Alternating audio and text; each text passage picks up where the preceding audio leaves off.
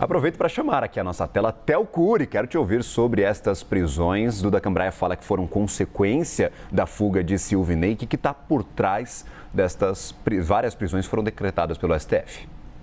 Bom, muito bom dia para você, para quem acompanha a gente aqui nesse finalzinho de ano acabando.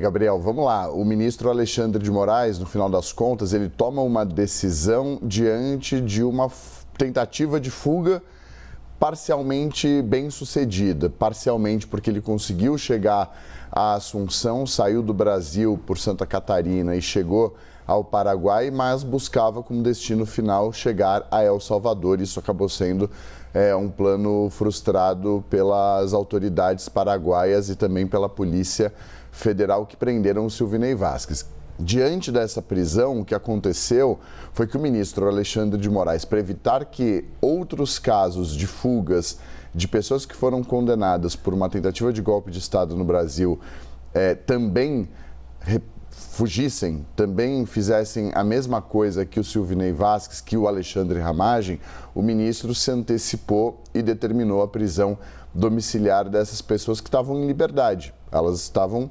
livres, tanto que isso gerou, inclusive, um descontentamento e uma discordância por parte dos advogados dessas pessoas, porque não havia motivos para essas pessoas serem punidas na avaliação desses juristas por conta da fuga de uma outra pessoa que nada tem a ver com elas ou, muitas vezes, de acordo com esses advogados, nem com o núcleo em que esses réus foram condenados pelos ministros da primeira turma do Supremo Tribunal Federal. Então, esse é um ponto que deve ser motivo de questionamento ao longo dos próximos dias, porque muitas pessoas tiveram a prisão domiciliar decretada enquanto aguardavam ainda a conclusão do processo. A Duda explicou, o julgamento chegou ao fim, foi concluído, eles foram condenados, mas ainda cabia recursos.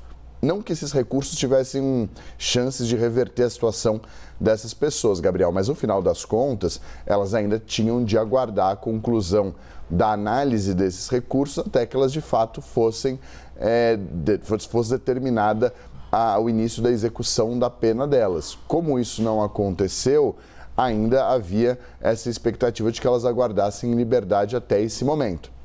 É o que prevê a legislação, é o que prevê a jurisprudência do Supremo, inclusive.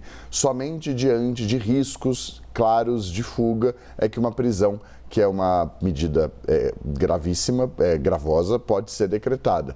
Mas o ministro Alexandre de Moraes, diante da fuga do Silvinei, não quis que esse mesmo caso se repetisse nos demais réus que foram condenados.